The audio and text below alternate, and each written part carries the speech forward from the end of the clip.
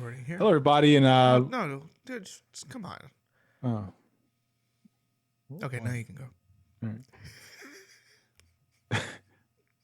Yeah, welcome to the Chris and Anders show. This is episode 59. Chris kind of messed up my mojo there, so I'm Andre. And I'm the Chris that messed up his mojo. We're glad you're with us. There are some heavy things I want to talk about later on, but I didn't tell you I updated my Wi-Fi, right? You started to tell me. I think did we talk about it last week? I don't remember. We talked about it briefly at some point. Because you went to the mesh system. Yeah. Which one did you end up getting again? The TP-Link Deco M5. Okay, that's right. How's it going? I like it. It's really a good experience. Oh yeah, I mentioned it because I messed up my whole network. I don't think we talked about it on the podcast. Okay. Yeah. It was a nightmare. Yeah, when you're like, I guess when you have like a lot of tech stuff going on in your house, you just can't add a new router. Like you're actually committing to some time. So, but yeah, it's been a good experience. That's true. That was my experience with the upgrading to the Google Wi-Fi, the mesh system. And I went with the 2 router points as my access points because with the Google system, like the separate access points don't have a wired connection. Like it's only established through Wi-Fi, which I just don't trust, first off. And then second, I wanted to be able to have a wired connection off of that, to then be able to run additional devices and stuff. Because I think much like you, I've learned Wi-Fi is cute and great for your Wi-Fi only devices, but even your laptop is better suited hardwired to your internet. Yeah, and I kind of cheated my system a little bit. I have a Netgear AC 1200 extender that I was using to provide Wi-Fi for my second floor, technically my third floor if I include the basement.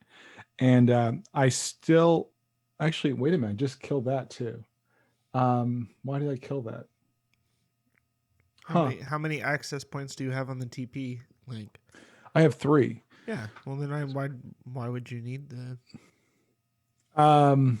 Yeah, because the reason why I killed it was I moved some hardware as I was shuffling things. So I had another standalone desktop in my office. So, all right, please don't judge me, people listening, but too late. I'm not the normal computer user. And for desktops that do any server stuff, I like them to have a wired connection. So, yeah. But yeah, I do enjoy it. It's actually a pretty consistent and good experience all the way around. Well, that's good. Yeah. I mean, I have been thrilled. Like, I mean, I can't think of a problem that I've had with my Google Mesh system so far. Like it's been so easy to maintain and manage. The app that, you can basically manage everything from the Google Home app. It was really easy to set up, and it was a little different because of the 2 router. The second one basically sets up as a, it's because it is like you set it up as an access point, obviously, not as an individual router. But yeah, I mean, going from one, like I can be here in my office on the lower level, go upstairs to the main level in the living room where the other access point is, and then go back up to the bedroom where I'm coming back to this access point, and it's like seamless. You have no interruption or anything like that. So yeah, but I'm glad to hear that you like yours too. My parents got one, and theirs has been okay. I can't remember. It might have been a Linksys system or something like that they got, but or Netgear. Yeah, I had a Linksys router switch, and I'll probably never buy another Linksys device because of my experience. Because port number one died, and when I called them for tech support, they're like, "Yeah, that happens." I'm like, But it shouldn't. but it shouldn't. Like, we shouldn't be having this conversation. And it just kind of pissed me off. I mean, Linksys used to be The premier like brand. the go-to, right? Yeah. Like if you had Netgear, you were just like, oh, you trust Netgear to manage your Wi-Fi. But yeah, I mean, because like I remember back in the day, it felt like your router would die like constantly, and you were either on the phone with tech support. Oh, the pain. Or you were out forking over another $150 for a new router. And then you got to go through the joy of coming home and setting it all up and thinking, man, this is the last time I'm going to have to buy this router. And then 6 months later. If you only knew, right? I know, right? Yeah, and I still have actually 4 devices plugged into my main AT&T router because I just need to, like my Plex server. I mean, I'm the same way. Like, even because my main Google router is in the living room, and so I like the TV that was in there, which was a smart TV, had a hard line in. When my Xbox was in there, that was hard lined in. I had one that then runs upstairs for a hardwired connection for anything up there. Basically, it was the TV.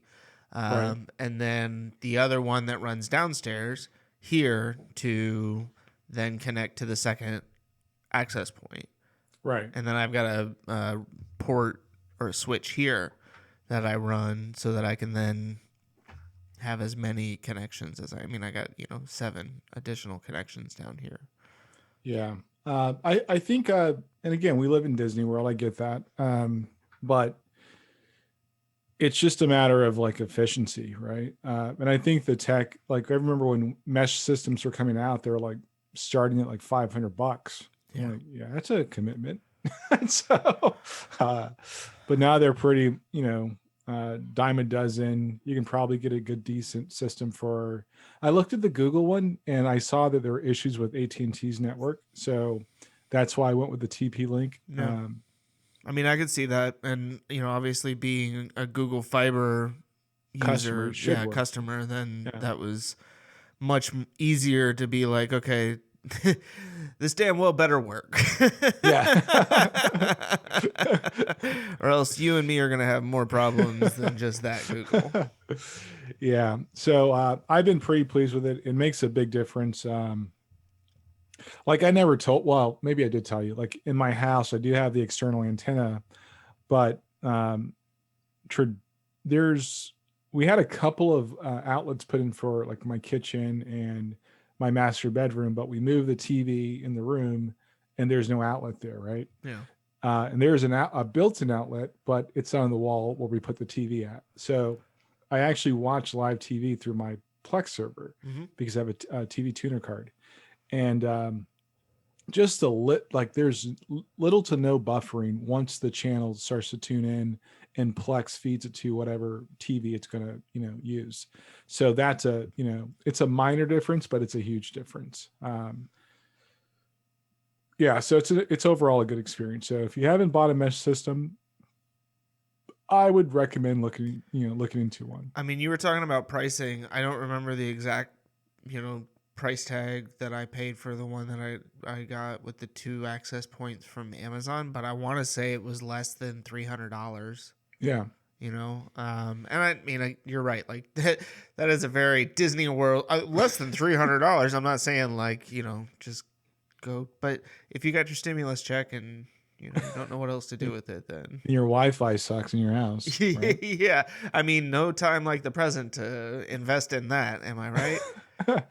Well, I will say, like, I have coverage for 5,000 square feet, but I do not live in 5,000 square feet. I'm a little bit over 2,000. But So you know how it is. I mean, yeah, it's like they say coverage for up to 5,000 square feet, but really the ideal is more in the 2 to 3,000 square foot range. right, And then right, it also depends whether or not you're talking vertical versus, horizontal. And I mean, that was part of my deal here, because of the split level.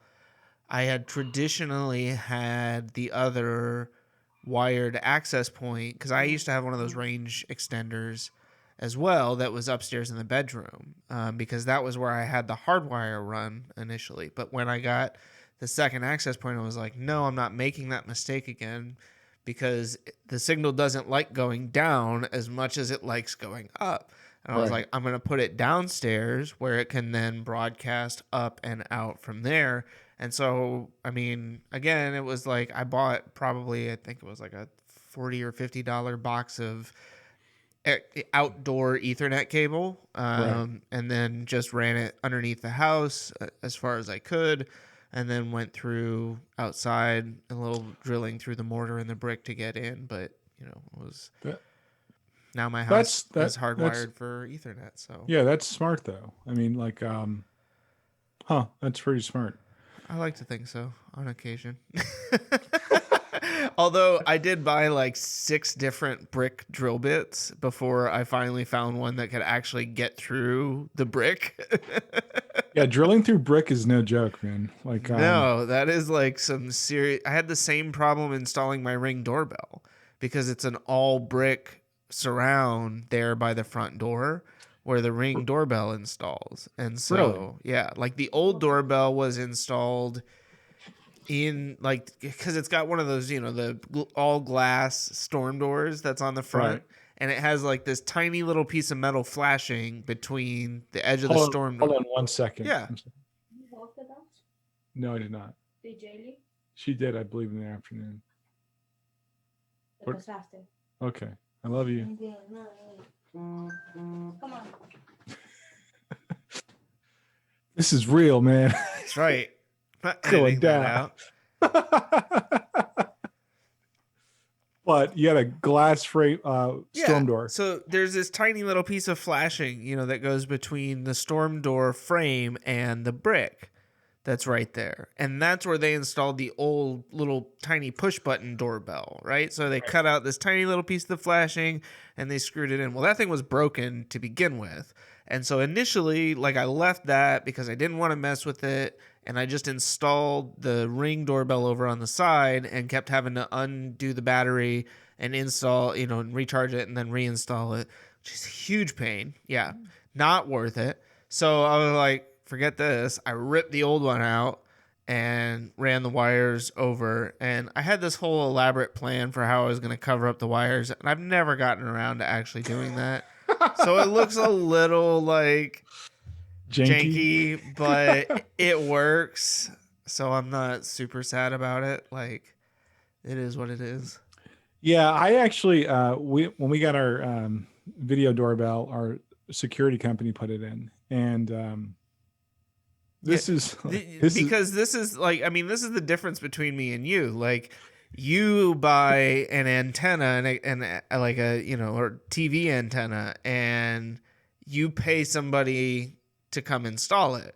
I buy a TV antenna and think I can install that myself, and then it sits in a closet for like a year and a half before I eventually have to just get rid of it because I give up. Like, yeah, that's actually a very accurate point. But I also know, like, I think, all right, this goes back to the comment you made a couple of weeks ago. Like, I probably have a spreadsheet for gas. Yeah. So everything I bought, I think about its second life, and the doorbell is like, oh, we have a security system, and let me shop around and see what is CPI offering and blah blah blah. And Yeah. that is what I did. So I'll tell you some great advertising that they have during the holiday seasons, because my kid was begging me for a CPI alarm system just so that she could try and catch Santa Claus. Really? Yeah, because they had that commercial where it was like the two little kids that are staying up on the tablet all night watching the security cams. And so she was like, "Can we get CPI? Because I really want to catch Santa Claus this year." And I was like, "Yeah, no." Yeah, my whole house is wired for, and it's not, I don't live in a bad neighborhood. I just kind of like, Yeah, you just have trust issues. I understand. yeah, I do. I do. I literally like, and I want to be Bruce Wayne. I just, speaking of Bruce Wayne, I watched the Justice League Snyder Cut. And Wow, is all I can say. no, that's not all you can say. It was 4 hours. It was a commitment. Was it worth it? Wow. Yes. Okay, like a yes or no is needed there. Wow does not, because like it could be wow. Yeah, it could be wow. and Like God, why definitely. did you- Wow, I can't believe I spent 4 hours. Seriously, like it was that much better. Yeah. So it shows that Josh Whedon should never like pick up Call him somebody else. Josh Whedon. That's his name, right? No, his name Joss? is Joss. Yeah, whatever. I mean, his name is Josh now. Joss, yeah. Change your name. It's complicated. That's not my wheelhouse. You know that. Don't judge me. That was the movie. The Snyder Cut was the movie they should have released. It actually tied together. Although Batman versus Superman was meh, and Man of Steel was like, huh? The Snyder Cut Justice League made it just a lot better. Stop. Yeah. You're telling me that you think the studio should have released a 4-hour plus cut of a movie for the very first installment in this franchise? Well, technically, it would be the third. No, it wouldn't technically be the third. Don't start with me. That's not what, you know what I mean? Like, okay, yeah, the Marvel Cinematic Universe, but there are specific Avengers movies, right? So, but remember, Man of Steel set up Batman versus. I understand, but that's what I'm saying is like this was the first Justice League movie, right? Just like the first Avengers movie was the one in New York, right? The first Marvel Cinematic Universe, you could go back to Iron Man, right? And I understand that, but that's what I'm just saying is like this was the first one of this specific title series that they're doing, and you think it should have been 4+ hours. So it would have been two parts, right? Not all in one sitting, because I would not have watched it in the theater. So I would have rather had Justice League 1 and then Justice League 2 and, finish that run out that way. Yeah, that should have been the movie they released. They would have killed it in the box office. You think that half of that movie would have been good? Yeah. Dude, I literally watched the whole thing. I know you did, man. It was so good, and I saw the theatrical cut. I would pause it to take a bathroom break. Like that's how good it was. Like I didn't just let it run through and it's like, yeah, I didn't miss anything. There are very few films that I watch for the first time that I'm like, oh, I totally do that. Like I have no remorse. okay, but you all, I mean, no offense, but I feel like you also have a lower threshold for what you will start. Like what, like the type, like, that's true. and I only say that because of what I see like show up on Plex, and I'm like, no, I don't want to watch that. And I'm like, I know he's watched it. Like he's not going to download it if he's not going to watch it. He's watched it at some point, or he's getting ready to. Like, yeah, that's true. That's true. Unless I specifically requested it. Like, I actually downloaded. What is it called? Or I don't want to say down. Well, I did it. You added to your Plex library recently. Yeah, Office Space. Legally. Yes. So, The Chris and Andre Show would like to remind all listeners that everything they mention is for comedic purposes only. yeah. Should not be taken in any serious nature.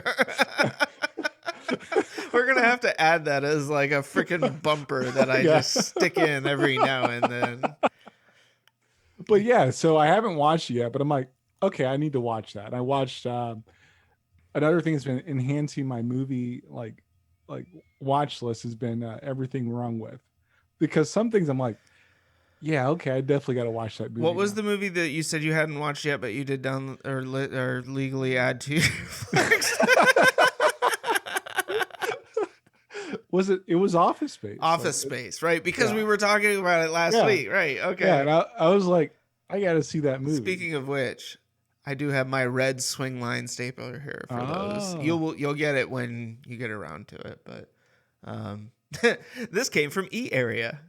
Oh yeah, Yeah, I Good took old- this from Cupcake. Oh, That was his, but he went on leave, and I was like, I'm gonna take that. That's mine. now. this episode has been brought to you by E Area.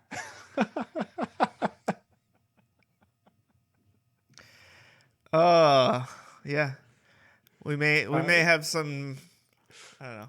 I don't want to reveal too much before it actually potentially happens, but there are some exciting things potentially in the works. So that's all. Yeah. That's all I'll say for right now. But yeah, I think the Snyder cut should have been released. Do it in 2 parts. It would have been a home run. I don't know. I mean, look, I am not. I haven't seen either. Okay, I haven't seen any of the Justice League movies. Right. Because I don't know.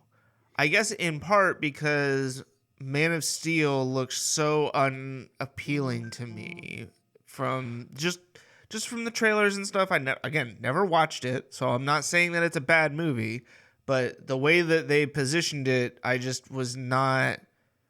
There wasn't anything that really pulled me in, and so. And this is a dude that grew up as a huge Superman comic book fan. Like that was Right. my comic book that I collected was Superman comics. But I also feel like at some point I just kind of went, all right, well, that was then. I've learned.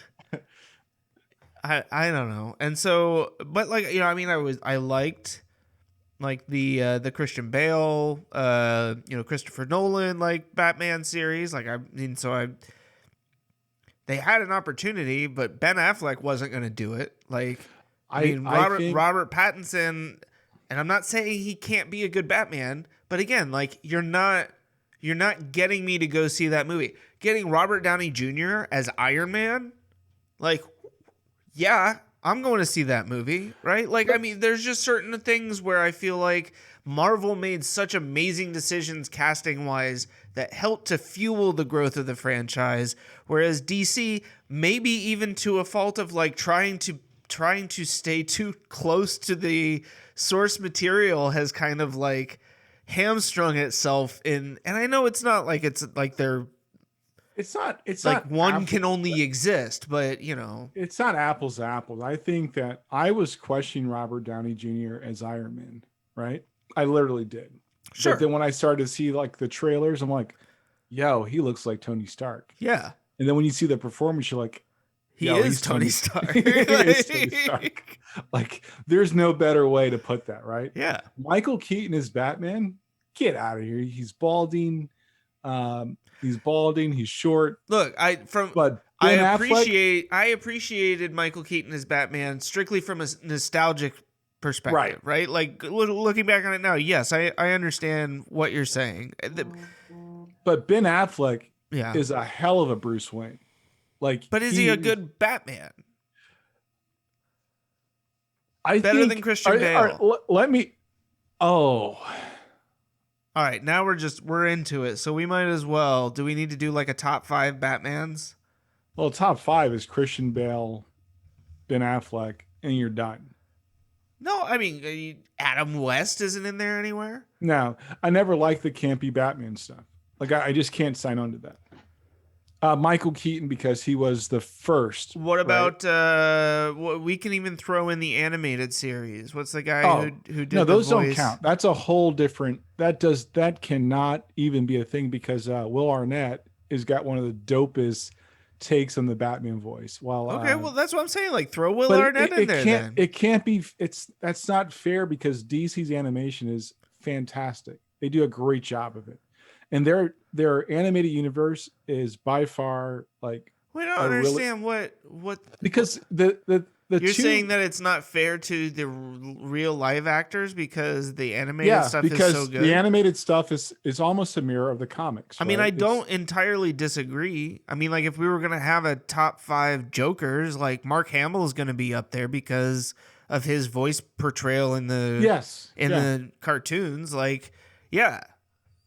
I mean, like, yes, like that medium, again, I think it's easier to bring that vision to life in an animated format than it is in real life. Like, because you don't have those physical constraints, that you have in real life. And I think that's a better comparison. So I would say that as far as a realization of Bruce Wayne, I think Ben Affleck is kind of like, he's Bruce Wayne. Okay, so then I go back to the original question. Are we going to split it up? Who's a better Batman and who's a better Bruce Wayne? No, I would say this, okay? Because it was, so then where does, I mean, is Ben Affleck at the top of your list of live action Batmans? Yeah, actually he is. And Bruce Wayne's? Yeah. Over Christian Bale. I think, yeah, because I think he did a passable Batman while Christian Bale did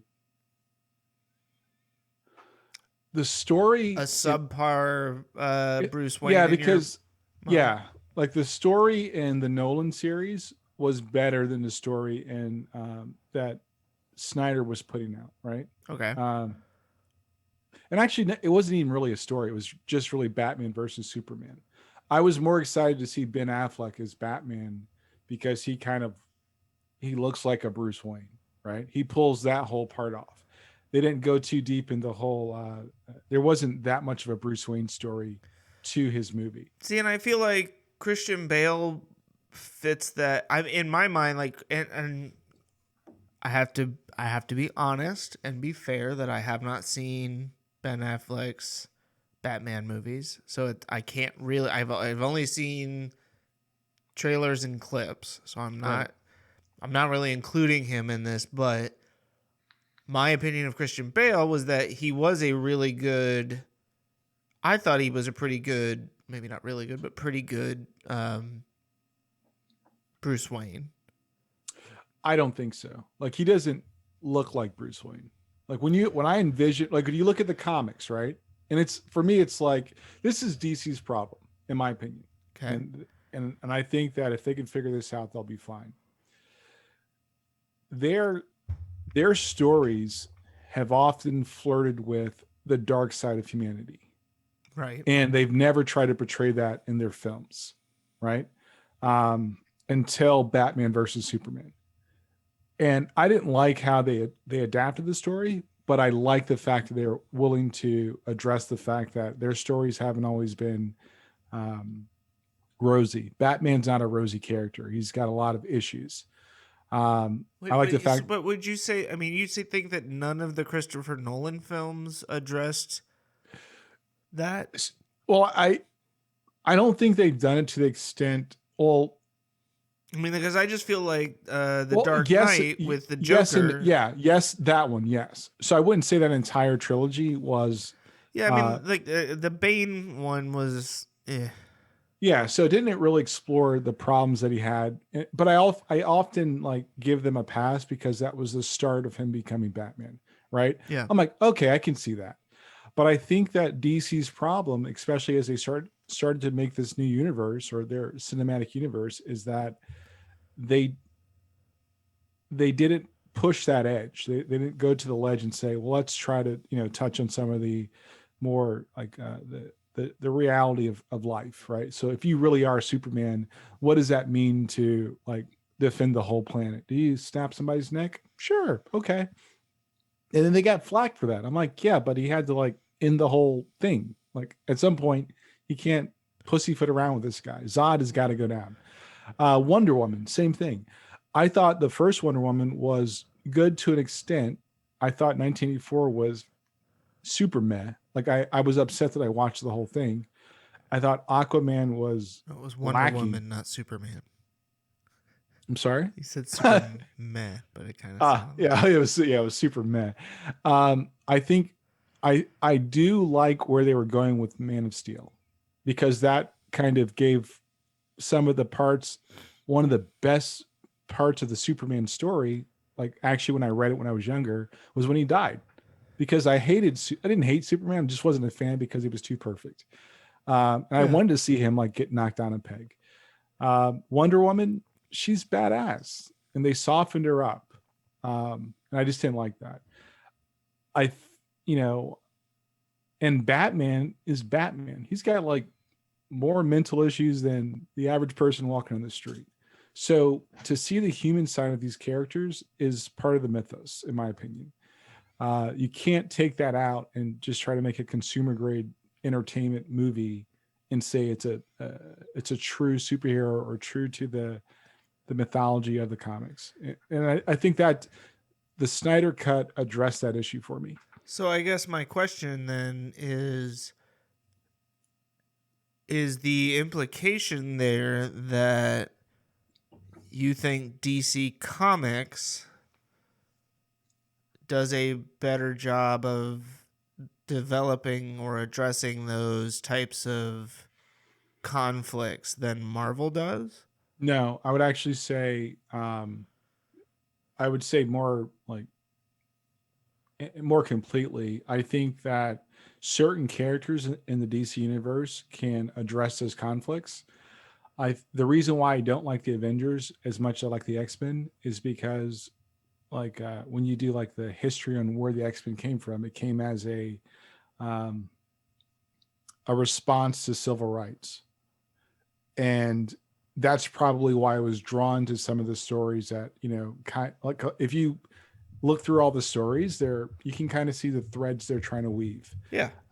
And if you look at the New Mutants, if you look at Excalibur and all the different comics they have a much more rich storyline, and they're not afraid to like touch those really uncomfortable social issues. The Avengers were always like I always saw them as kind of a campy group. Yeah.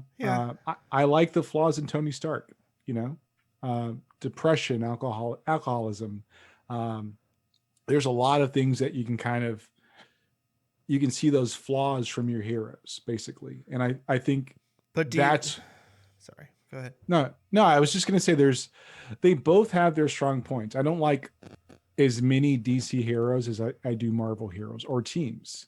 I understand why they went with the Avengers first. I just wouldn't have done that, basically. It's kind of like, those are kind of boring stories. I don't really care. But you're saying that you would have chosen X-Men instead of Avengers. Yeah, if there were no licensing issues, Okay. I Right. would have chosen X-Men. Yeah. Right? That was going to be my but I'm not that you weren't aware of that, but Yeah. just So to make if sure that, that we touch on that yeah. So I think it's dope that Feige's trying to make sure he introduces the X-Men the right way, right? I think it's dope that he wants to. I don't know. I just think like my wife was telling me the other day. They're not real, right? I'm like, yeah, no, it's not real. Like I totally get that. The thing is seeing those stories come to life, Yeah. right? That's what's impressive for me. Like that's as a kid, you wanted to see those stories come to life. Well, I think I mean part of it, if I'm not mistaken, is something else that we've touched on in the past, which is that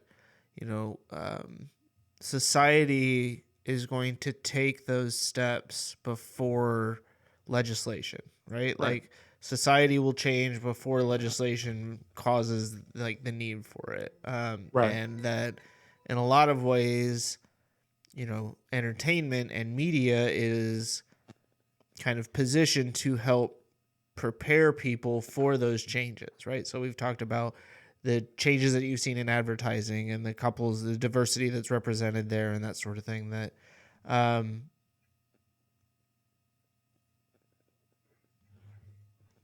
no, I'm trying to remember how I was putting those two things together.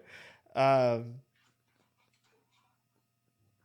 yeah, that when you see that type of stuff being kind of addressed in comic book form, I think in some case, right, it inspires hope that, this is the precursor to, further societal change.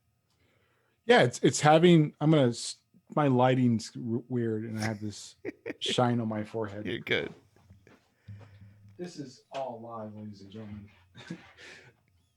We only do one take, and so it's actually having the conversation, right?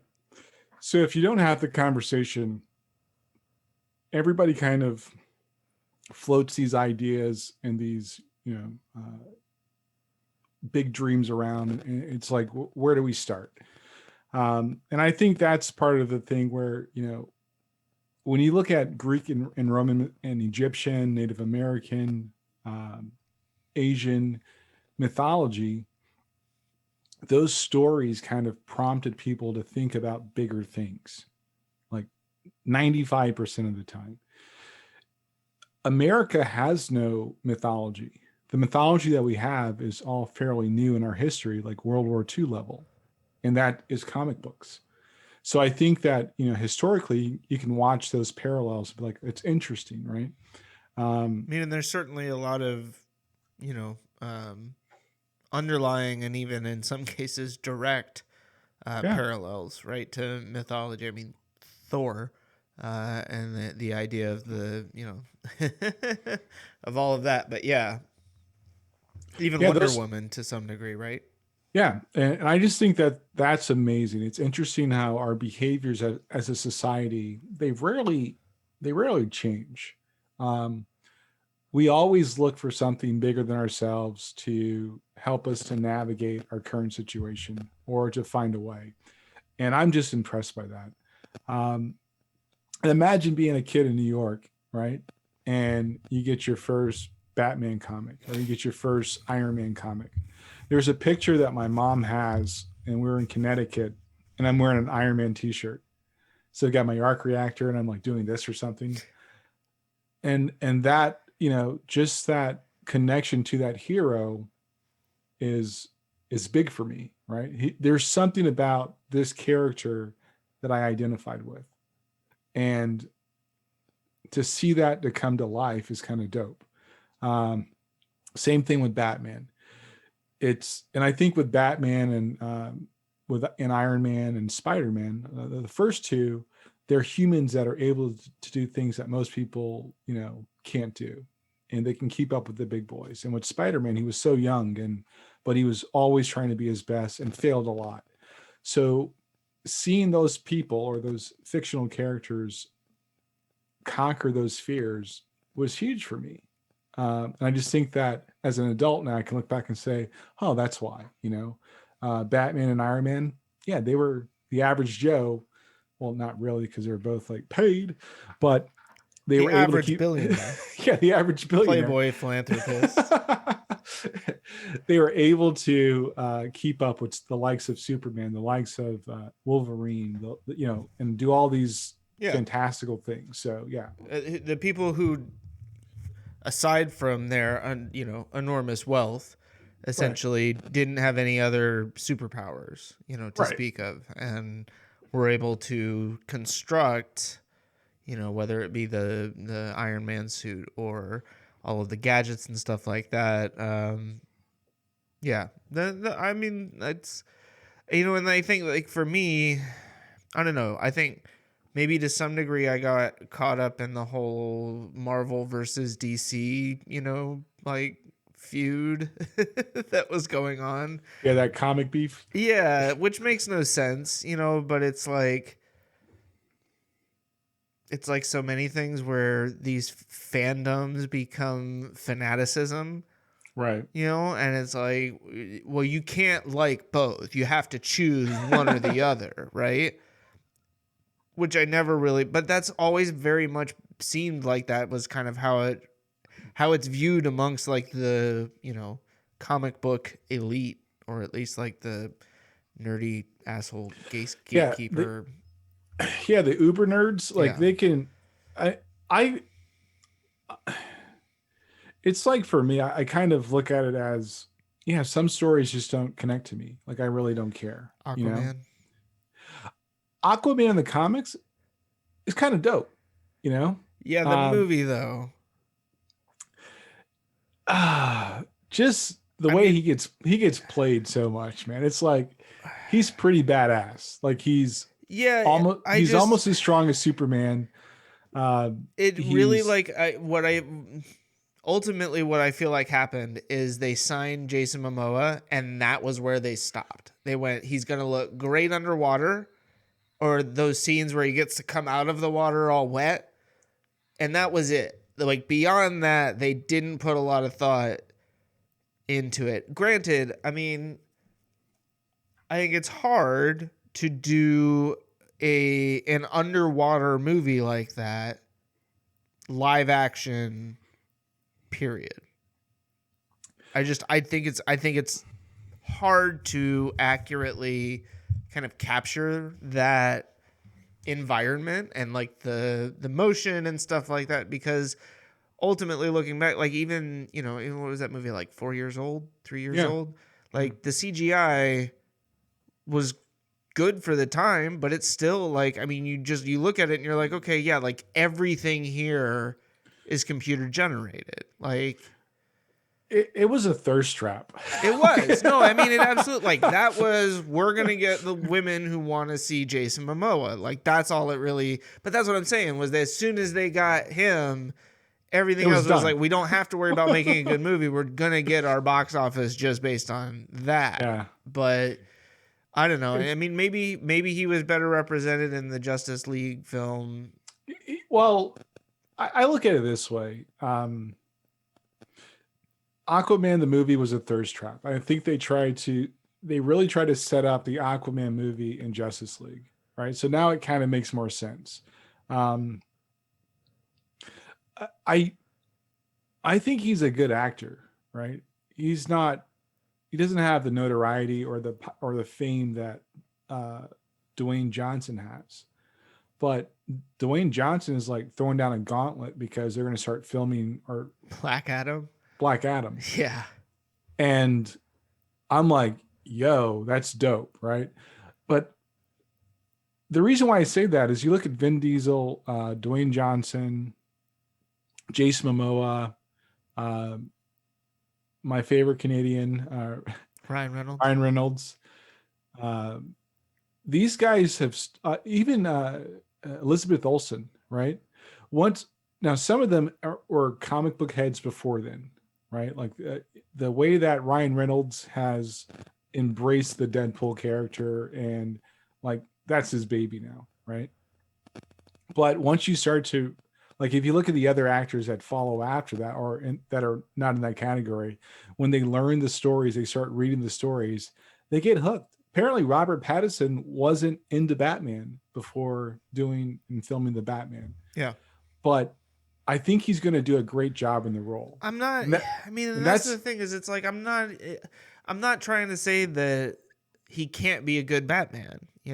Like because I mean, you're right. Like Robert Downey Jr. as Iron Man initially was kind of like a I saw really. him in what's that Johnny did, Fast Times at Ridgemont High, right? Yeah. I Wait, remember was he in that? or some crap from the 80s, right? I mean, I yeah, he was saw in a bunch of stuff from the '80s. I saw him in the 80s. I'm like, he can't be Tony Stark. And I'm like, oh crap, he's Tony Stark, right? So that's the maturity of like, and I don't know what it takes to be an actor or an actress, but I do know that some people they're the right person for the role. Like now I can't say his name. Keanu Reeves. Is it Keanu Reeves. Keanu. Now I'm like, I want to say something else. I'm like, how do I say that again? But like John Wick wasn't the Matrix for me. It was John Wick. It's Yeah. like he's aged into, he's that guy, right? I've watched every John Wick movie. I'm like, yeah, that's bonkers right there. Like, yo, but he's that guy. It's no wonder they keep asking him at Marvel, which role does he want to do, right? Um, I wasn't a man. We just said his name. He played Batman.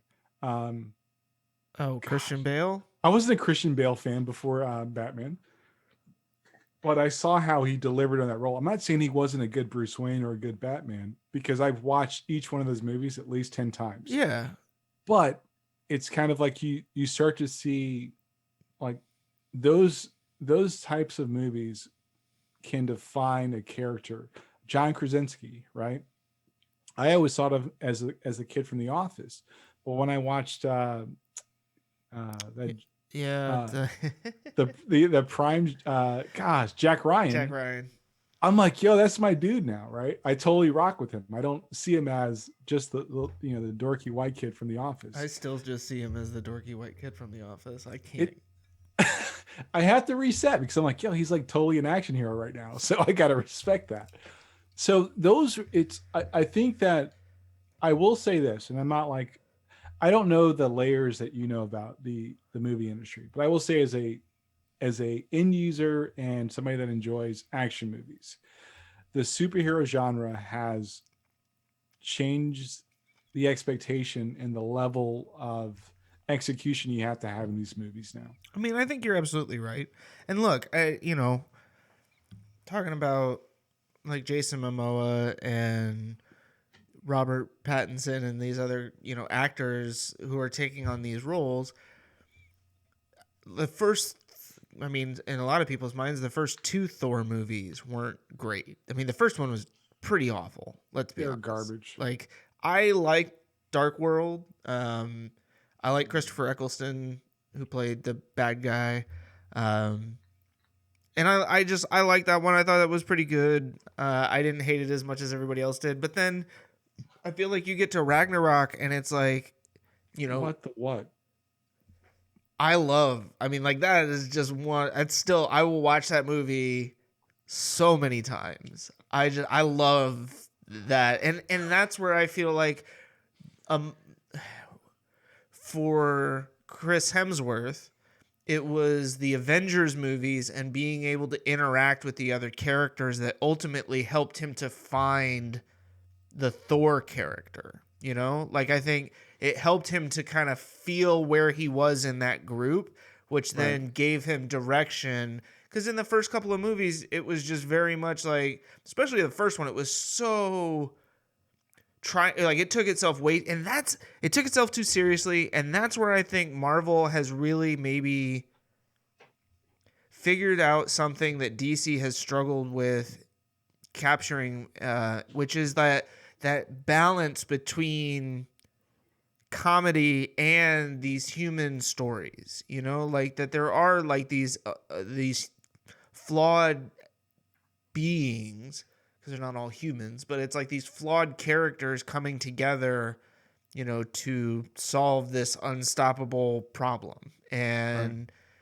that there's still room for these like moments of the entire, theater audience busting out laughing in the middle of an Avengers movie, like when Hulk picks up Loki and is just like smack, right? I mean, like, that's classic. Everybody just dropping on the floor. Are you kidding me? He's doing that right now, puny God. Like, I mean, those are the, and so I think I say all of this as a very long way of saying Chris Hemsworth eventually, I think, found the role, figured out the character and how to kind of play it, and is now able to balance between those more dramatic moments and deliver on that while still understanding like the general kind of ridiculousness that is the character Thor. Imagine if this guy really did spend his whole life as a god and then comes to Earth and is like, dealing with all of these other crazy people and all of this stuff that's going on. Like, it's just, I don't know. And I feel like that's maybe something that the DC universe, at least in the movies so far, has not been able to hit on as much. I think DC has got good stories. And I think that, and granted, my go-to in DC is always going to be Batman, right? You give me anything with Batman. And now the thing with Batman, even in the comics, there's like multiple storylines going on at the same time. So there is room for a Pattinson. There is room for an Affleck. There is room for a Christian Bale. and that's okay, right? The Flash. I mean, they have good stories, but they have to figure out what they're. What I will say with DC is they do a better job, in my opinion, on dealing with or getting to the rough parts of humanity before Marvel. I think on a social level, Marvel gets to that well before DC. And it's not a for me, it's which story am I connected to?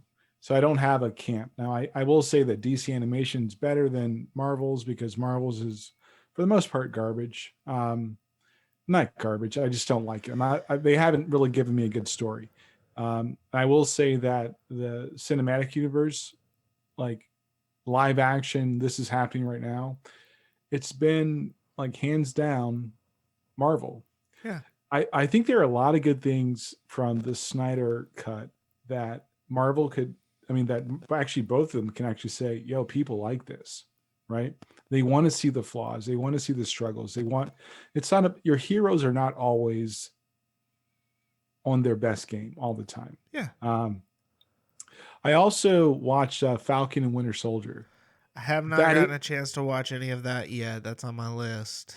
It's the example of what I'm saying. So Marvel they see it also. Yeah. Like I don't want to see my heroes, even personally, like the people I call to give me advice. All of you guys have bad days, just like I have bad days. We're not always at our best. And that is part of the human struggle. And Falcon and the Winter Soldier, for me, is a good reflection of that.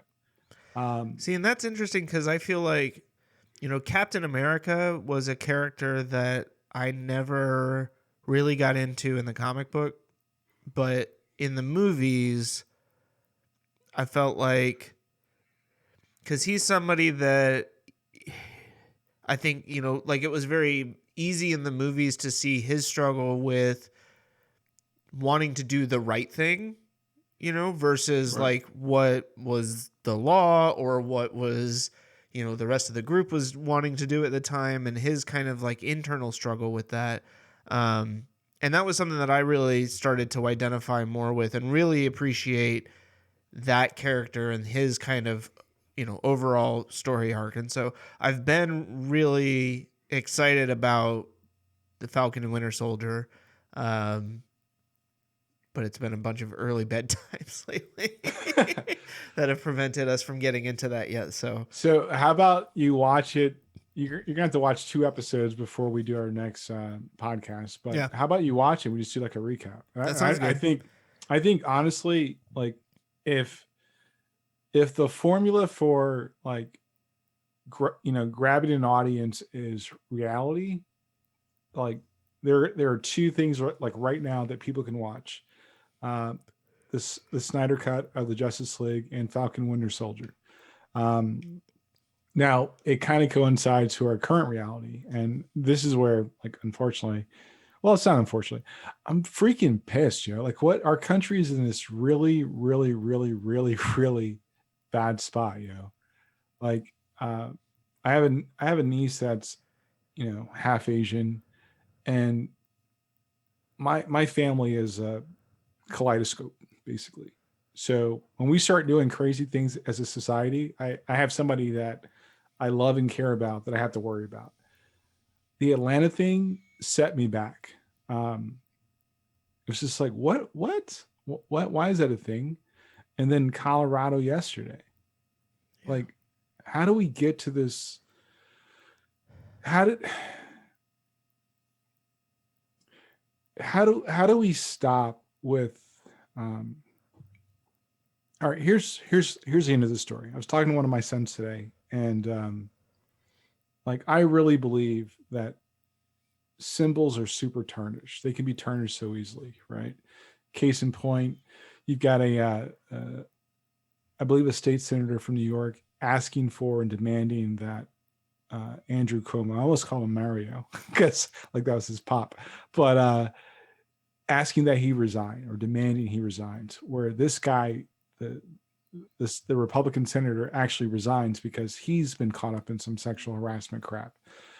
And it's like overall, And if anybody's like wondering what's the dominating thought in my head, it's about principles.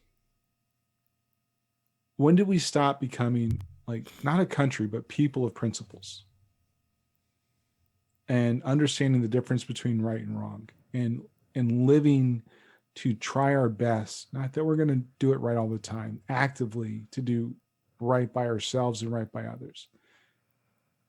Because as I'm watching the news yesterday, I'm just thinking to myself, what? And then I almost got caught up in the whole, they got the suspect and dude walks out in handcuffs. I almost got on the bandwagon. Yeah. And then somebody on Twitter said, well, what about the guy in Philadelphia? Well, apparently there's a guy in Philadelphia that like clipped 8 people and he surrendered. They didn't kill him. So it's not even a race thing, right? It's that can't be the argument. The argument should be, in this particular instance, gun control. Yeah. Let's stop it with the guns. Like, and to find out that not even, I guess on the 10th of March, a judge banned or actually dismissed the case that, or said the law that Boulder, Colorado had passed wasn't legal. And this guy bought a gun like 6 days later and goes and he clips like 10 people. That's a lot. Like in my head, that's like a lot of strings to pull. And I'm just like, where are our principles as a people, not a country, but as a people? I don't know.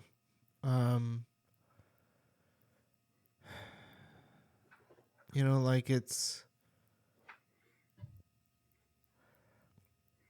felt like we went a really long time without having to have one of these happen. And it was only like a year.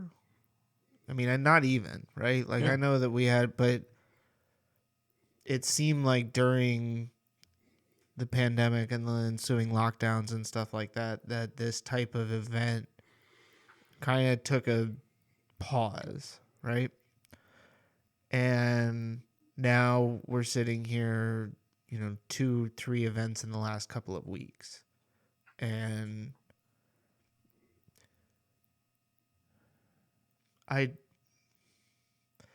don't know. It's just, it's really frustrating because if none of the prior instances of mass shootings in this country have moved the politicians or the individual people, to do something about this, then I don't know why any of these are going to make any difference, right? Like, is it just like, are we reaching a point of capacity? Do we have to have a certain number of people that die before we finally go, okay, like now we'll finally do something about gun control? Like, not, sweeping, eliminate all the guns, but some sensible gun legislation, and not let a bullshit organization like the NRA or any of those other groups out there prevent us in this country from doing something that actually protects people. It's not funny that you say that. I've been thinking it and saying it to myself, but Charles Ramsey, he's a former Philadelphia police commissioner. They were asking him about Boulder, and his statement was basically nothing's going to change. So after Columbine and all his, to paraphrase, and he used the word that it was probably that struck me the most was, all those babies died and we didn't do anything. So this is not going to affect people. So, Commissioner Ramsey, I agree. Like, I was sitting here in North Carolina going, yeah, I feel you. Like, think about the state of Colorado. yeah.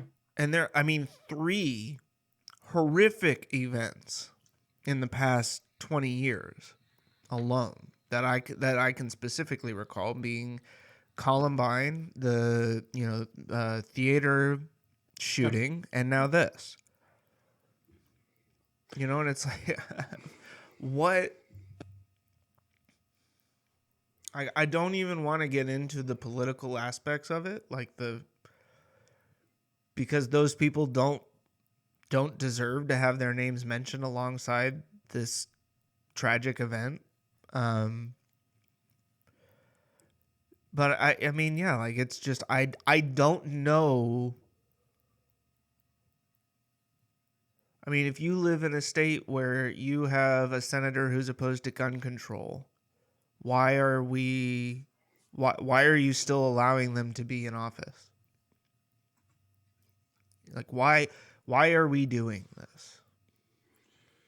So one would think that it was Parkdale, Florida, right? Mm-hmm. One would think, if you look at how our country normally responds when things hit the suburbs, we kind of do a little bit of a twist.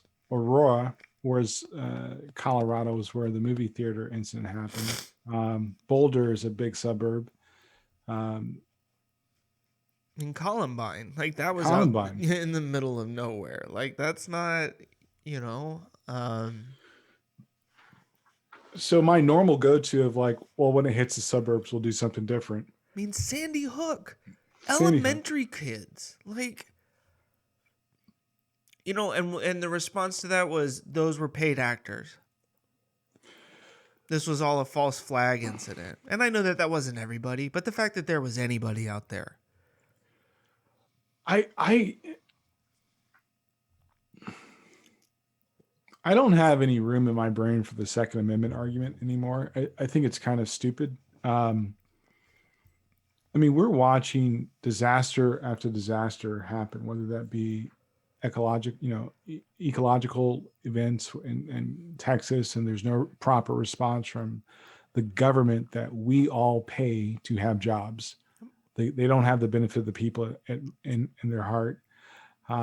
School shootings, mass shootings, they're pretty much domestic terrorism events. Every one of them. 1/6. We have another 2-digit date to think about and kind of reconcile in our minds. How do we remember those lost? And we are the only country in the world that has this problem. We literally, like New Zealand, I hear per capita there's more gun owners than the States, but they have 0 to none in mass shootings. Yeah, I mean, Australia had like the worst mass shooting in the history of their country when they had some white supremacist walked in and killed 51 people in a church. It was New Zealand. Was that New Zealand? Okay. Yeah. And I mean, within 6 months, they had passed legislation. Or was it Australia? Yeah. I don't know. It was down under. Yeah. Yeah. Not trying to offend either group because I know that they really hate being mistaken for the two, but Yeah. I don't remember which one it was that I read. But yeah, I mean, I know that Australia has had similar, essentially gun bans. I mean, and that's the thing that I think is so ridiculous is that for crying out loud, that's not even what we're talking about for the most part, right? Like we're saying, yeah, if you're going to go buy a gun, you should have to register the fact that you're purchasing that weapon. Like no different than, in my mind, registering to purchase, when you purchase a car, right? Or to operate a vehicle, like, or having to have a license before you can, I mean, like you have to have proof of insurance before you can go get your license, right? In North Carolina. Like, but the fact of the matter is, like, you don't even technically have to register the gun because Right. if you think about how our financial system works, by the time I swipe my card, that business who reports their taxes 90% of the time, I can associate that transaction to a person because it's all connected. right. Well, and then and- it's the background check less, gun show loopholes and all of these other things that have essentially been created as ways of it's like, well, take away guns from good people and only bad people will have guns. Not if you close the avenues for those bad people to get guns. Like, Right. that's part of the idea here, people, is Where do we live at that everybody has to own a weapon? I don't Like know. that's my question. I don't Like, know. I don't get it either. Like, I think we've talked about it before. I have a 22 gauge rifle. It's an ancient Winchester that was my grandfather's. The thing hasn't been fired in 50 plus years probably. Like, and it sits in a box in a closet. That's not like for home protection. That's a family heirloom is what that is. And it's literally the only reason that I have a gun. Like, right. I've been to the shooting range. I enjoy shooting firearms. Like, I think, yeah, like I get, the enjoyment that people get out of it. And I'm not opposed to, people who are smart, sensible gun owners, who understand, like, yeah, I don't need an RPG to protect myself. Right. I mean, I don't know. It's like so many things in this country, and it's not exclusive to this country, but in this case, this seems to be something that we cannot solve that most other places have figured out at this point. But it's like we just got to take everything to the extreme, right? Well, this is how people used to live, right? This is what the founding fathers wanted was, my freaking bunker filled with, like high capacity magazines and stuff like this, that they wanted mass shootings on a weekly basis across this country. Like, that's what was the intention of the Second Amendment. I would argue that the Second Amendment would be reflected in the fact that most states have a National Guard. Yep. I would argue that that there weren't 50 states when the Constitution was written. I would argue that there wasn't the looming threat of British rule in the country. To be fair, that threat is still looming. Are you kidding me? I mean, look, I'm pretty sure the royal family would do anything to take eyes off of, the racism themselves right now. So they might just very well try and recolonize the Americas. And you know what? They'd be smart about it too, because they'd start in New Jersey and we'd be like, you can have that. And then they're primely positioned to take over New York. Yeah. Oh, ain't gonna happen. We'll blow those bridges. No, but you're right. Like, ultimately, the citizenry is not going to be our last line of defense from an invasion. Like, right. If the army doesn't do it, chances are we won't be able to do it either. I mean, I know that people, they love Red Dawn so much they had to do a remake. And the remake was awful. And the remake was racist. So I can't believe, anyway, but that's a whole other story. It's just a matter of, it goes back to where are the principles, right? Yeah. And, like the thing that Colorado is, it annoys me. What infuriates me was Georgia. Like, even with people losing their lives, the racists had to speak up. Wow. And these racists are, well, maybe it shouldn't, because they are U.S. representatives, and we do have racist people that live in this country. So they should have, representation also. But their voice shouldn't be the only voice we hear. I don't know that I agree with that, but okay. Well, I mean, the 14th district of Georgia. I mean, look, what I'm saying is, I don't know that I agree that just because there are racist people in this country that they somehow should have racist representation, and therefore in our government. But I understand what you're saying. The chances are, because of the resounding percentage of this country that seems to feel that some level of racism is a-okay. Yeah, we're gonna have some racist ass lawmakers as well. Yeah, I'm kind of fed up with that. And I heard this Korean pastor say, to paraphrase, in this instance, we shouldn't pretend like everything is the same as yesterday, and we should actually take action. So the whole thoughts and prayers crap, and I said it a couple weeks ago. I don't want your thoughts and prayers. If your thoughts and prayers aren't leading to wisdom, which leads you to better actions, keep them to yourself. And I get that it makes everybody feel a little bit better. It's like changing your avatar to, Paris or whatever. I don't care. When Peru was drowning because of floods, people weren't doing that for Peru. Right. When we have homeless kids in the States, we don't think about how we can, help those kids out. There's a lot of things where it's like, look, I don't want your thoughts and prayers. Yeah. I don't want you to apologize. I want you to change your behavior.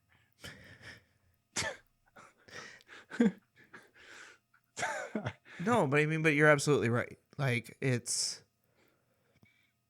think it's beyond frustrating at this point. Not because it's not even just this, and not just like these incidents, but like this continued, belief in this country, this continued level of kind of like, well, if everybody else is gonna just throw their hands up at principles, I guess I might as well too. Like that's where I don't know that we're any worse off now than we have been previously in that regard. I think like there's been a lot of groupthink here in this country for a long time. I mean, talk about like Chris, it's cyclical. No, it has no. There's no historical marker that says that this will not change, get better for a little bit, and then happen again. Right. That is the part that frustrates me. It's like, what else do we need to have happen that we wake up and realize that we as a country are on the wrong side of history? I mean, we had somebody who tried to get on an airplane with explosives in his shoes. And now we have to take off our shoes every time we want to get on an airplane. He didn't even succeed. But because he tried, every single time that you want to get on an airplane, you're going to take off your shoes unless you're a kid or an elderly person. Right. Yet, I mean, I don't even know the number over the last 2 years of these mass shooting incidents that we've had in this country, and literally nothing outside of thoughts and prayers has been done. Yeah, keep your thoughts and prayers. I mean, I'm with you. Like, I don't want to hear it anymore. Like, I'm so sick and tired of that. If we are not committed to the actions necessary to change things and prevent these types of incidents from happening in the future, then there's literally no point in talking about it. Right. Nothing else matters. It's frustrating. And I watched the news last night because I've been really trying to not be around social media, not be around the news, because it's kind of depressing at some points. But I'm a big boy, right? Yeah.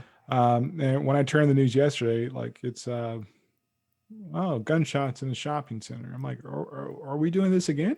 Like we are really not trying to. But what was weird was the amount of police presence in this location that quick. It blew my mind. And what blew my mind, not that I don't wish ill will on anybody, but no. This guy walked out. The guy from Philadelphia walked out. Like, these are people, and this is not a race thing for me, but it's like, And I believe people are redeemable, but come on, guys. Like, somebody in Philly clips 8 people. This guy clips 10 people. Like, we are not thinking with our best foot forward, but we have people we have the the guy in Atlanta, 8 people, 6 people, I believe, 6 or 8, for no apparent reason, and for the police chief to say he's having a bad day, for the fact that we're gonna give him his pass if he's a sex addict and he had a bad day. That's just disgusting. So in 3 weeks, roughly 3 weeks, give or take, because I don't know exactly when the Philadelphia incident happened. It's happened to. I actually found it because somebody on Twitter said he was a counter to somebody's point of, oh, a white guy walks out in handcuffs and not dead. And it's like, no, what about this guy in Philly? And I'm like, oh crap, that's a thing. Can we also just say like one case does not make Yeah, this is not a trend, yeah. mate? Like, yeah, okay. That one, armed black guy, but forget all of the The variation would be that Philly's not a predominantly white city. right. So that doesn't go over very well as it would in Boulder. Right. It doesn't go over well in whatever county in Georgia. Like, those things are, those are variables you have to kind of, acknowledge. It's just confusing. It's frustrating. No, but I mean, it is one of those things where it's like, there's more care and attention put into preserving the lives of the people that are taking these actions than there is to prevent these people from being able to take those actions in the first place. You're not wrong. Right? I mean, you're not wrong. And I just want to wrap this part up with it could be more like fuel to the fire. The guy that used to drive the car is going to open up his own social media network. And I want him to do nothing more than fail in everything else he does the rest of his life. So continue the pattern that he's yeah, do what you're successful at. I just think it's going to be interesting to see how much more vitriol will come out of his mouth. I actually saw a news clip earlier today before we started talking that he didn't like being called ex-president on Fox News. Like, dude, but that's a fact. Like, you technically are the ex-president. Well, no, he's the president in exile. He's been exiled from the White House down to Mar-a-Lago. Gosh, which, by the way, I don't know if you saw, had to close, at least partially because of a COVID-19 outbreak. Here's what I think the country needs. We just need to get really good at addressing evil. Yeah. We don't want to indict people as being, purveyors of evil and just evil incarnate. But we should get really good at just addressing like evil for what it is. People can make mistakes. Yes, I believe that. Yeah. But we need to get super quickly. That's not even good grammar. It's like you only get so many opportunities to show who you really are. Yeah. I mean, I don't know. The fact that there are still people out there who legitimately want to defend him, I'm with you. I cannot imagine that this does not end the way that all of his other exploits have gone, where he talks a big game and he gets some people very excited. He takes their money and goes somewhere else with it. I mean, because that's all what he's going to do is he's going to sell all of that data. It'll be worse than Facebook, Instagram, Twitter, LinkedIn, and Pinterest combined in terms of the amount of raw data, like the attempt to monetize their users, because that's all it's going to be. It's just another money grab. And the fact that people don't see that. I mean, the dude is literally putting out press releases from the office of the former president as though they are tweets. But he doesn't call himself the former president. He No, calls but you know what I the- mean. Like they have that whole this seal, and he has his official letterhead and all this bull, and he's literally talking about like the vaccine. I hope everybody remembers that I'm the one that came up with the name Operation Warp Speed. I was like, I want it to go very fast. What's something that goes very fast? And my son was like, warp speed. And I was like, no, warp speed. You gotta work in your dump impression because I think that'll be No, I don't want to. that'll be gold. Because the truth of the matter is, he's not relevant in that way anymore. You know, like, yes, there are things that we still need to deal with. But I'm just like, I'm not. I've realized that it is such a better world when I don't have to think about that guy on a regular basis. I think by the end of the year, his irrelevancy will be more potent. Yes. Like I don't think he's able to finagle his way or con people into thinking he's relevant. I agree. I think one of the worst things that could happen would, in my mind, be for the news media outlets to pay him more attention in an attempt to get viewership back to some level, you know, prior to his exit from the White House. Because I think legitimizing him in that way does no good in any way, shape, or form. I'm not saying that it's going to do anything like, I don't think you're going to make him the next president again, right? Like, I don't think you're going to legitimize him to the point, but it says something to those people when you keep cutting away to, you know, this guy at some press conference at his golf course. You know, that's where it's like, why? Why on earth do we need to hear anything out of his mouth anymore other than I'm guilty? Like, if it's not those words, then I don't know what we care about. I mean, or if it's specifically pertaining to that, you know, like, I mean, what ultimately should be the trial of an ex-president, a criminal trial. Yeah. Like, that's unless it's I'm guilty, you got nothing, B. I mean, I just don't know what else he could ever utter. No apology, right? No reconciliation. There's no coming back from from the choices that he's made. I mean, I'm with you, bro. I know you are, and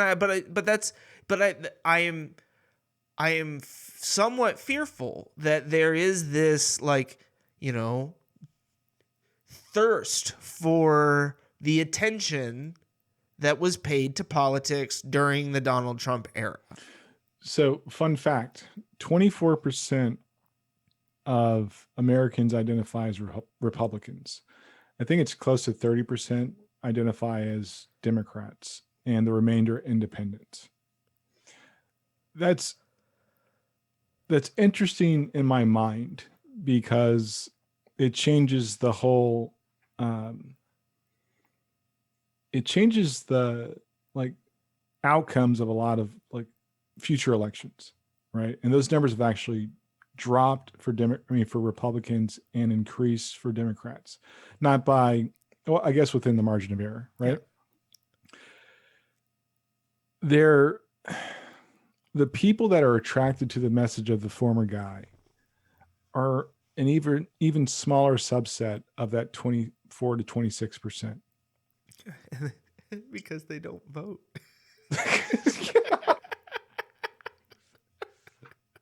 But I say all to say this. I was watching SNL's Black Jeopardy with Tom Hanks on it. And what I always say about jokes and lies, right? With every good joke has got a little bit of truth in it. And every lie has got a smaller fraction of that. I noticed in that particular clip, if you haven't watched it, you should totally check it out. They have Tom Hanks as a MAGA supporter, and some, like, Leslie Jones and Nigam Odom. I can't pronounce her first name, but she's pretty funny. And Keenan. I'm like, yeah, this is gonna be funny. And I've watched this like 4 times, but today what rang out to me was that, yo, people see these two groups, black people and MAGA supporters, the same way. Like when you really think about the ingenious part of these of the jokes in this clip, watch it. That's your homework. Watch it. And I was like, that's interesting. And I've said for a while, like the best way to separate people without being racist, like overtly racist, is by financial means. And it's been a ongoing thing that people say that most Trump supporters are lower income people. Most blacks typically make less money than whites. The things that they like agreed on in these jokes were things that, if you look at it holistically, if you look at it honestly, are commonalities. Right. But who's playing us against each other? We have things that are in common that if we really thought about it, it still makes sense on why this guy got elected. Yeah. It still makes sense why, people on that part of the argument were attracted to this candidate. Yes. How do we get beyond that? It's a very telling clip. It's funny, but the truth in the jokes is actually pretty disgusting. Yeah. I mean, and it would be possibly less disgusting if it were something new. Right. Right? But that type of division for the goal of, essentially the goal being to prevent unity. Like, that's it. That's all it really boils down to, is pit them against each other so that they don't realize that there's more of them than there are of us. Right. And as long as I can prevent them from realizing that, then I'm going to remain in control. And that's what we basically have, is that, I mean, over the past year, the wealth gap has only grown exponentially. Right. Places like Walmart and Amazon just line their pockets with money over the last, year and change, while your mom and pop shops closed up left and right. Right? Your individually owned restaurants, most of which probably didn't need to be open in the first place, but still. And what did the government do? Right? We're going to create a program that ultimately more large businesses and enterprises are going to be able to take advantage of, right, than smaller ones. And then we're going to double down and reintroduce that program without any additional safeguards to prevent what happened last time from happening again. I don't know. Like I get that not everybody wants to see it. That it can be easy to get caught up in that us versus them mentality that they try to so vehemently put us in. But I mean, like, at some point we all just kind of got to wake up and go, like, guys, this is wrong. Like we talked about at the beginning of this episode, like the principles here. At the end of the day, we're hurting more people than we're helping. Like we're putting more people in incredibly disadvantaged positions.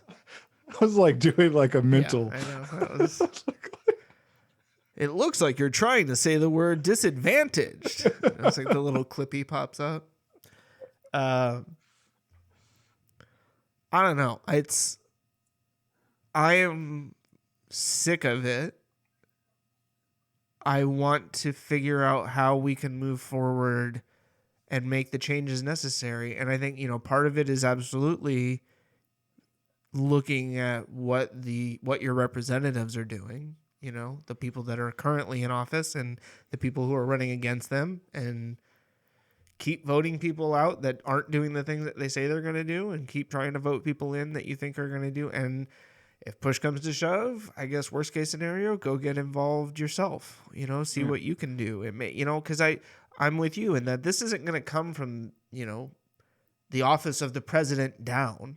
This isn't going to come from the Senate. Like, this is going to start at the local and state and, those levels, and work its way up until there's an overwhelming majority at that point that says, all right, well, 30 of the 50 states at this point have these types of things in place. I guess we just need to make this a national mandate. Well, the thing is, it goes back to that, getting that number of float states to 20, from 22-ish to 12 to 15, right? Then you change the balance of power.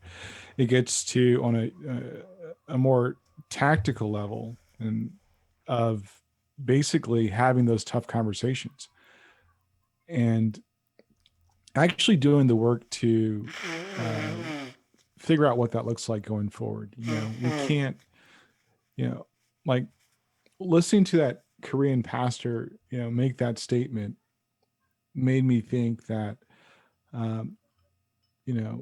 when the marches over the summer happened, there were a lot of non-Black people marching, Hispanic, Asian, white,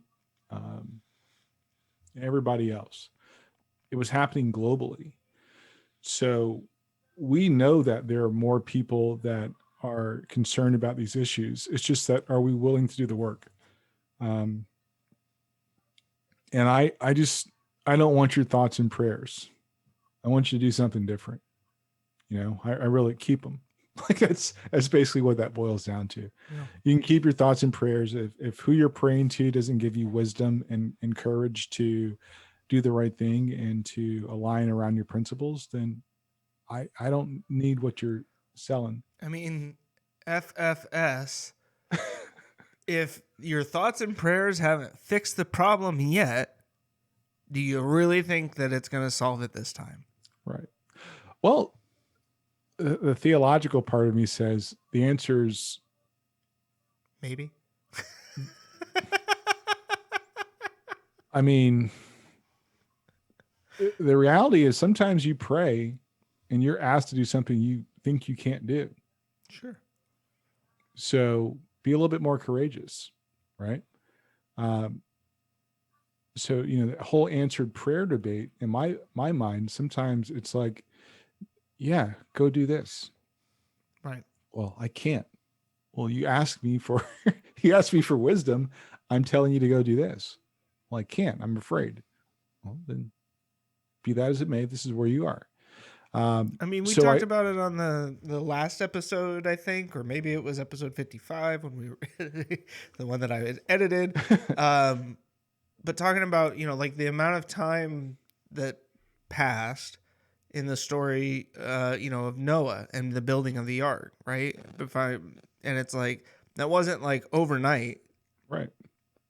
And this is one of those situations where it's like, I don't know. My comment about thoughts and prayers was more to the effect of like, if it hasn't gotten you off your ass to do something about it yet, then it ultimately has no value. It's not that No, and I'm not saying you are. I'm just saying that for those people out there with their thoughts and prayers, maybe your thoughts, the answer you're getting is something that you haven't found the courage to do. Yeah. There's a lot of things that I don't have the courage to do, and I work through those things. There are things in my personal life and my spiritual life where it's like, yeah, I'm not ready to do that because I'm just not. And that's okay. Well, to an extent, it's okay. But we can't throw around these words. Words have power. I know I've heard of the news, like words have consequences. They do. But you can't say your thoughts and prayers and you do nothing different. Right. You can't say you're willing to make big changes if you're not going to be willing to sacrifice your comfort for those big changes. And I'll end it with this. When we look at the movements that we often reflect back to, even in contemporary times. Mother Teresa, Malcolm X, Martin Luther King, You say Mahatma Gandhi, Malcolm X? Malcolm X, Malcolm X. That's racist. I was like, Uh, jeez. Gandhi. There's the Dalai Lama. Right? We look at these people as forget their faith traditions, but we look at them in a way of making big change. It's one person. Rosa Parks, one person, you know, but they inspire multiples to do something different. That's what I'm saying. It's like, do we not have the right people in leadership? Are we as individuals weaker than what we believe we are? Do we not have guiding principles and values that actually are not just for our own benefit, but for those of others, ourselves, our families, our friends? That's a simple question. But it's not about having, 10,000 people to agree with you. It's about having 10,000 people to say, yeah, that makes sense. We should do this, right? I'm uncomfortable. If you look at what Martin Luther King did to the Jim Crow South, like, think about that. That's like one person that says, no, we're swimming downstream and that's bad. We should swim upstream on this issue. We'll be okay. And to get people to change their viewpoint on what it meant to be an American, black or white or indifferent in this country, was huge. One person with the help of others. But it just blows my mind. Where are our principles? I don't care how many followers I have on social media, right? But I do care that the things I say are consistently trying to align with the right principles and values. And hopefully enough people can say, hey, that's something to think about. And then we can inspire other people to think the same way. That's what I'm saying. Where are our principles? Why don't we, why are we debating, is the border issue a crisis or not a crisis? Why is that a conversation? Because those are the distractions that we have allowed ourselves to be consumed with in the past. I think in a lot of cases, not that it's right, but that's what's worked, Well, and it's so stupid. it is. And we have to, on an individual basis, have to be able to see through that, and it's not, in my mind, it's not this like that there's this evil media, cabal out there that's out to get us. It is just, look at the facts, folks. What is a television company ultimately trying to do? Sell advertising, right? Make money. What are they ultimately going to do then? Whatever it is that's going to help them sell the most advertising, which means what's going to get them the most eyeballs. It's not ethical news, not right now. Right. Right? Like, I think, again, voting with your wallets. Stop watching CNN. Stop watching, MSNBC. Like, whatever it may be that you don't agree with, just stop watching it. Like, I stopped engaging with Fox News, right? Not even like because I would tune to Fox News on my TV, but like I stopped watching clips on YouTube. Yeah. Because it's just like, no, I don't want them to. I don't want to.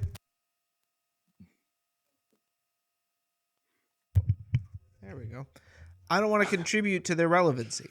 Right. Like I don't want to spread Fox News stories that are ridiculous and be like, look at how ridiculous this is, because what is that doing? Driving clicks.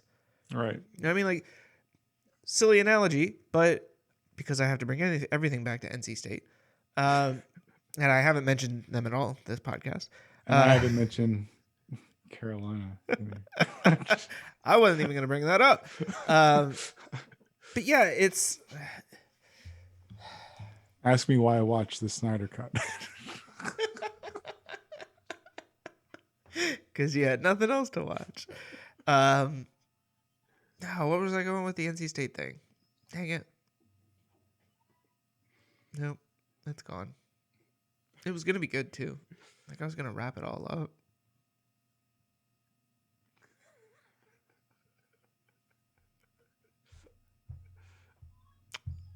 just had to knock that stupid cord out.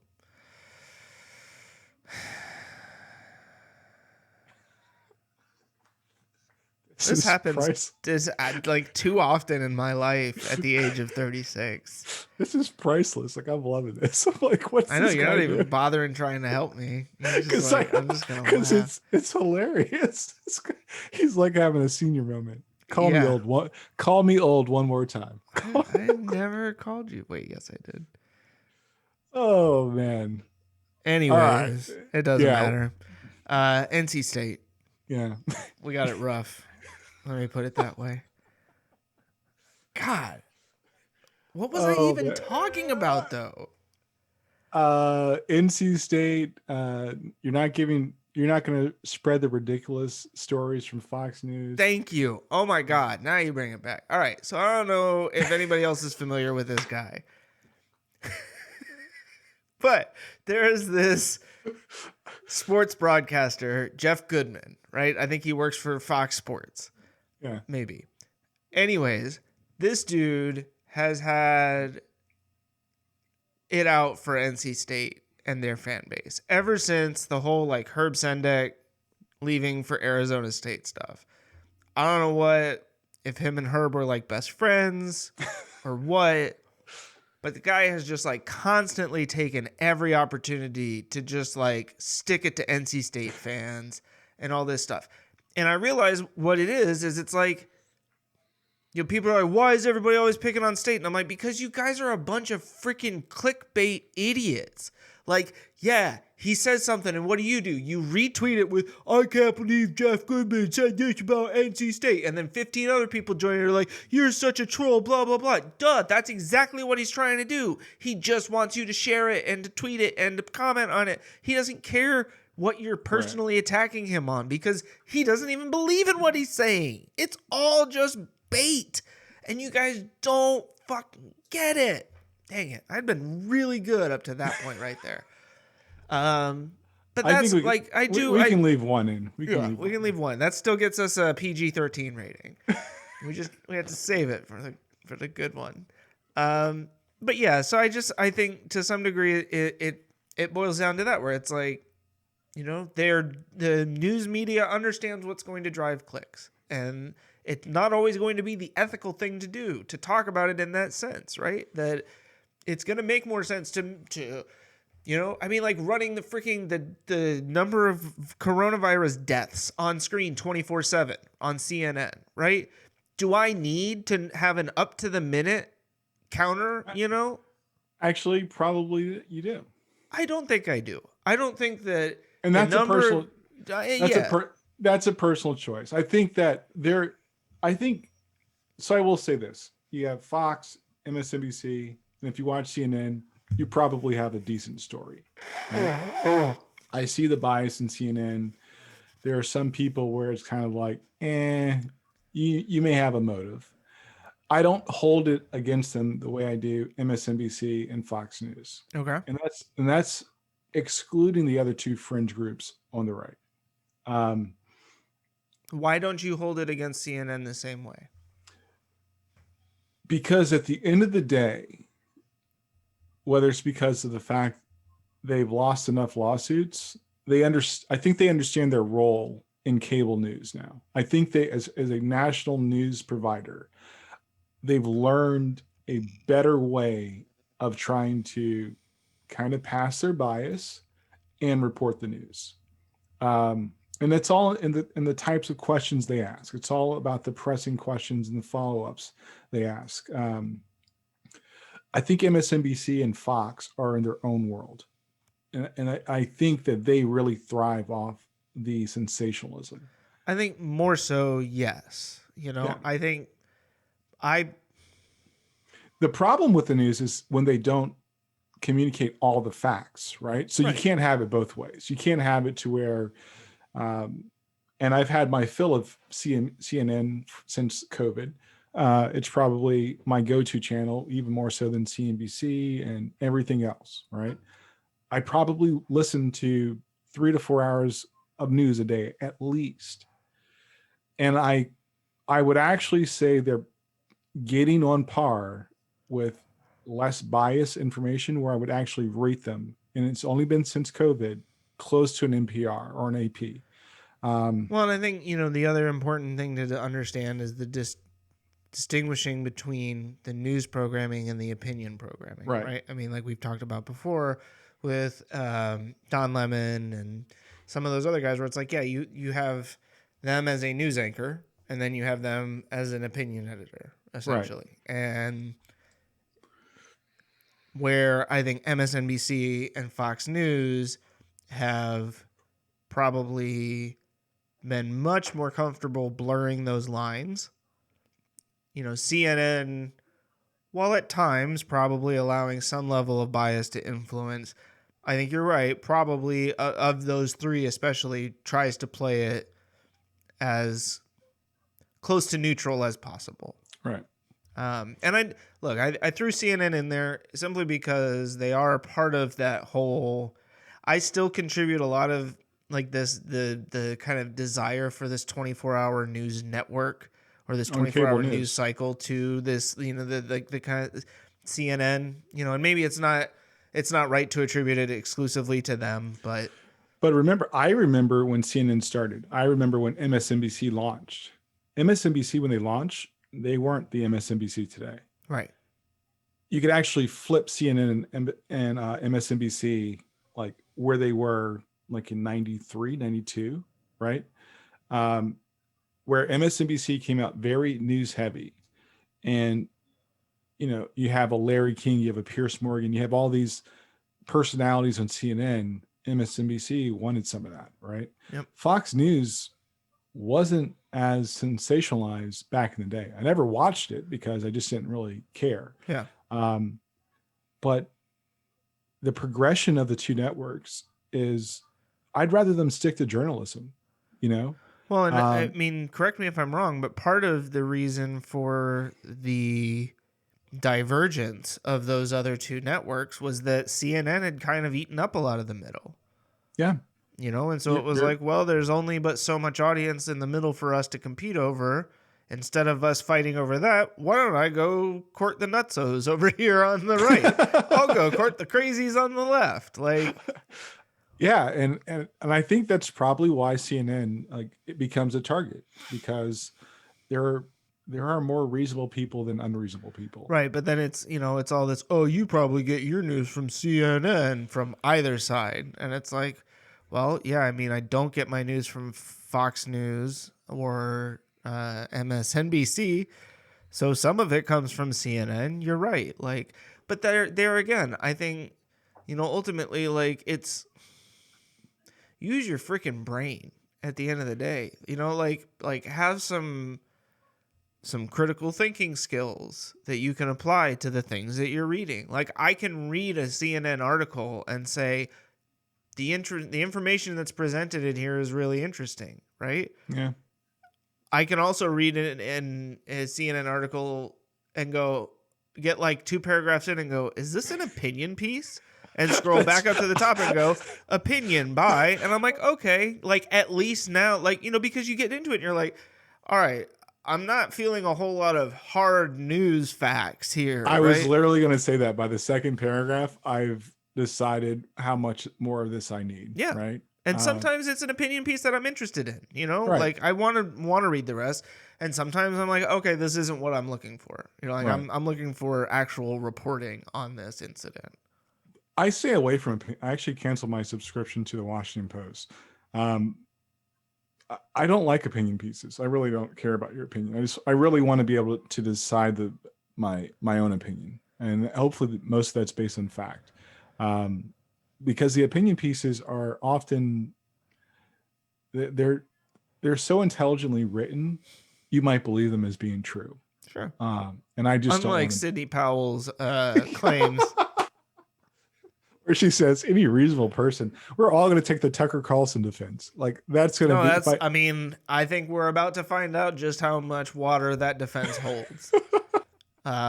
Because there's going to be a lot of dams built with that defense. And I think they're going to spring quite a few leaks because, it's one thing to say, this is my opinion. And it's another to repeatedly claim that you have the evidence. No, you have facts. Facts. Yeah. You We have facts and on our side, but I mean, literally, like we have the evidence. I have stacks yeah, of affidavits. yeah, and I mean, that's not even sketch. That's like that's a whole other conversation. It is. That's for another podcast. Yeah. Well, I'm super glad that we actually got to talk tonight. That's dope. The Montana in the background is He's creeping. whatever. It's like it's weirding me out. So I keep looking over here because I'm like, I don't want to see Montana. You know that I put him there just for you tonight. I don't appreciate it. I So we're super glad you guys joined us tonight. New thing, fun thing. We're on YouTube now. Go to YouTube, search for Chris and Andre Show. We're still in SoundCloud, Spotify, Apple Podcasts, Pandora, Google Play. If you have your own RSS like tool, you can grab our feed from our site at chrisandandreshow.com. Send us an email at thechrisandandreshow@gmail.com. Follow us on Twitter at Chris and Andre, and I believe on Facebook at Chris and Andre also, right? Yeah, we actually posted something to both Twitter and Facebook when I finally remembered that I had the YouTube episode published, but had not added the title or description. So I finally got around to doing that. So yeah, Facebook has been ever so slightly more active. Twitter's been a little quiet because you have been staying off of the social media on that side. I don't have any particular interest in picking it up, so that may just be where that stays for now. But hopefully we'll have some more stuff that we do get, at least promo wise, coming out, whether it's more episodes getting posted to YouTube, new episodes finally getting edited, some other potential developments in the works a little further down the line that maybe we'll talk about one day. Yeah, we've got one project that shortly soon, I'd say in the next month or so, we'll start working on, and that's going to be exciting. Our goal is not uncommon. I think that being platform independent is dope, and more people should be able to do that. And we're going to continue working on our experiment of how we can push the limits of a platform independent podcast. So exciting stuff coming in the next, I'd say, give or take the next 2.5 months, we'll have something exciting to share with you guys. So I'm probably looking by the forward- time you actually hear this episode.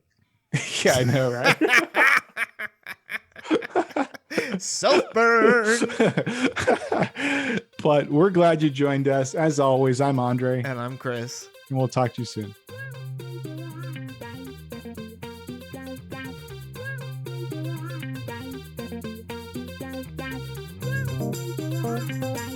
Thank you.